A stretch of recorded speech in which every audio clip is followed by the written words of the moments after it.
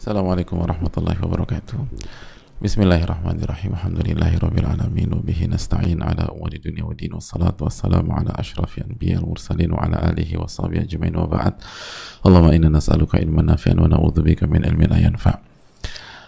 Hadirin Allah muliakan, alhamdulillah kita panjatkan puji dan syukur kita kepada Allah tabaraka wa ta'ala atas segala nikmat dan karunia Allah berikan kepada kita, sebagaimana salawat dan salam semoga senantiasa tercurahkan kepada Rasulullah alaihi salatu wassalam beserta para keluarga, para sahabat dan orang-orang yang istiqomah berjalan di bawah naungan sunnah beliau sampai hari kiamat kelak.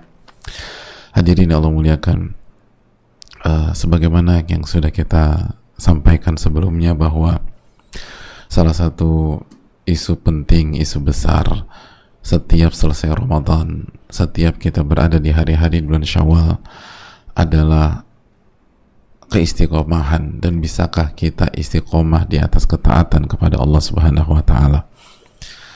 Dan Allah meminta kita untuk tidak menjadi seperti seorang pemintal yang tidak waras, yang mengurai apa yang telah ia pintal.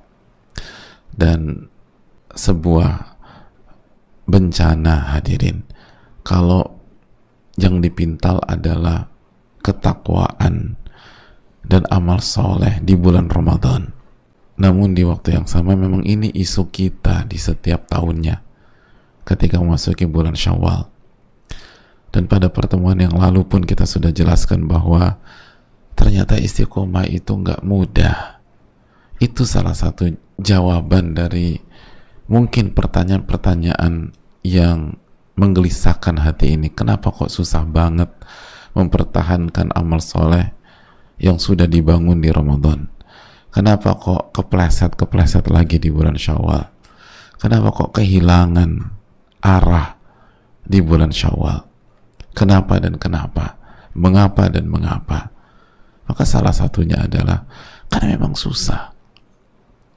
Sebagaimana yang dikatakan oleh Abdullah bin Abbas, diriwayatkan dari Abdullah bin Abbas, dan bisa dicek dalam beberapa tafsir seperti Al-Qurtubi, bahwa tidak ada ayat yang diturunkan oleh Allah Subhanahu wa ta'ala yang lebih berat kepada Nabi SAW, yang lebih sulit atas Nabi SAW dibanding ayat ini, fastaqim kama umir, dalam surat Hud. Maka istiqomalah sebagaimana yang diperintahkan kepada engkau dan kepada orang yang bertobat bersama engkau. Jadi memang istiqomah nggak mudah, hadirin. Dan ini seringkali kita remehkan.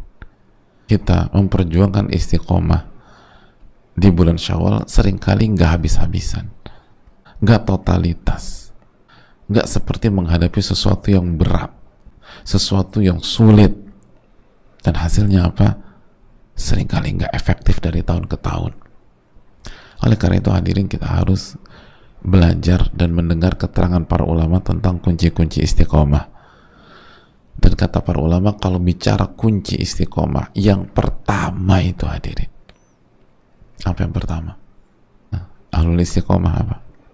Yang pertama kata para ulama adalah meyakini bahwa istiqomah itu adalah anugerah ilahi, minnatun ilahiyah wahibatun rabbaniyah. Istiqomah itu adalah anugerah dari Allah. Istiqomah itu di tangan Allah dan Allah yang ngasih, hadirin. Itu kaidah pertama. Ini anugerah dari Allah tabaraka wa ta'ala.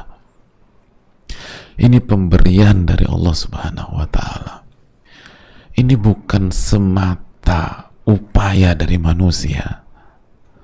Ini bukan sebatas semangat juang dari seorang hamba.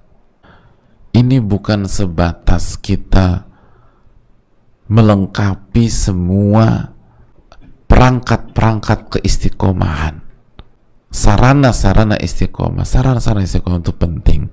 Tapi yang pertama, yang utama, ini adalah anugerah dari Allah tabaraka wa ta'ala. Ada banyak ayat tentang ini. Allah berfirman dalam surat Yunus ayat 25, wallahu yad'u ila daris salam.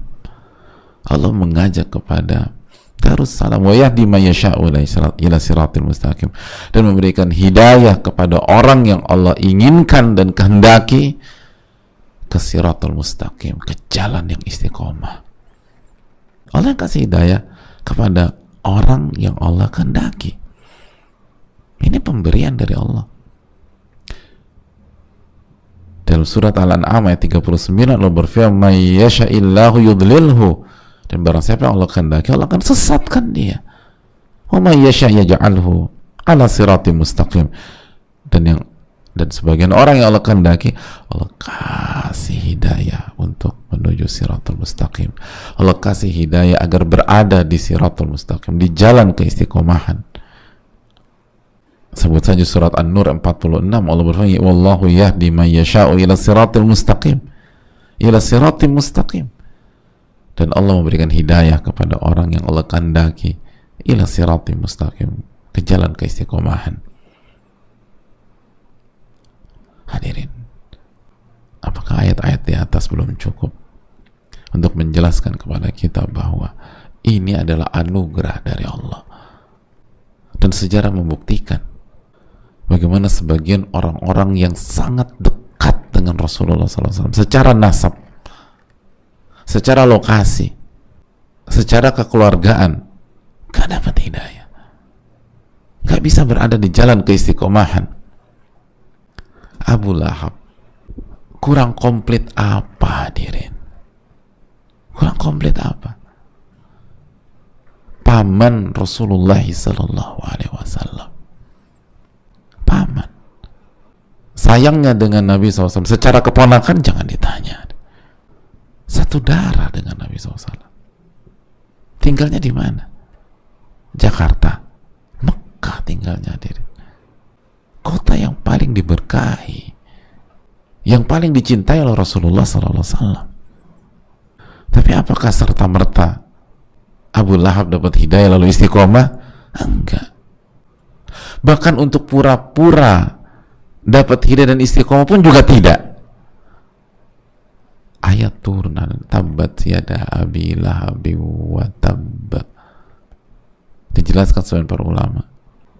Ini menunjukkan kalau sudah tutup pintu hati dan kejeniusan berstrategi dari diri seseorang, nggak bisa berkutik orang tersebut. Abu Lahab itu bukan orang bodoh, dia cerdas. Dalam kondisi seperti turun ayat, ini ayat turun ketika dia hidup, hadirin. Kalau kata pakar strategi, dia tuh bisa pura-pura masuk Islam dan pura-pura istiqomah hanya untuk membantah ayat ini dan untuk membuat heboh dan geger dan membangun ketidakpercayaan umat pada saat itu kepada Nabi SAW. Katanya Abu Lahab masuk neraka, ini buktinya masuk Islam, buktinya istiqomah. Sebagaimana orang-orang munafik itu pura-pura istiqomah, hadirin. Abdullah bin Ubay bin Salul dan Gemong itu kan pura-pura dalam rangka berstrategi. Itu aja nggak di pintu itu aja ditutup sama Allah buat Abu Lahab, sehingga semakin membuat orang-orang yang masuk Islam dulu semakin istiqomah. Benar nih, buktinya Abu Lahab nggak masuk Islam dan nggak pura-pura masuk Islam. Dan coba bandingkan kondisi Abu Lahab dengan Salman Al-Farisi. Bukan punya hubungan keluarga dengan Nabi SAW, tinggalnya jauh di Persia, bahkan sempat jadi budak yang kalau kita lihat pakai kacamata teknis, secara hitung-hitungan semakin kecil bisa dapat istiqomah. Tapi hadirin Allah, karena istiqomah ini adalah pemberian dari Allah, Salman dapat hidayah dan istiqomah, Abu Lahab tidak. Apakah contoh-contoh seperti ini tidak cukup? Bagaimana Bilal yang seorang budak dari Ethiopia dapat hidayah, sedangkan Abu Jahal tidak. Bilal istiqomah, Abu Jahal tidak. Orang-orang kecil pada saat itu, Sumayyah, Yasir, Ammar, dapat hidayah dan istiqomah walaupun disiksa seperti istiqomah, hadirin. Tapi sebagian tokoh-tokoh Mekah nggak ada yang istiqomah.